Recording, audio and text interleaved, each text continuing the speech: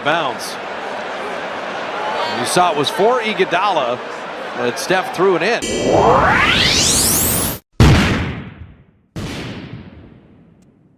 Now who's going to go to the rim? It's Iguodala. It's a tip. Steph threw it in.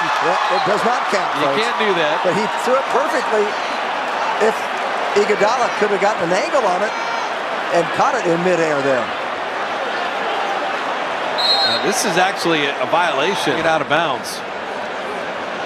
You saw it was for Iguodala, but Steph threw it in. I tell you, if he'd missed this off the backboard, Andre might have had a chance.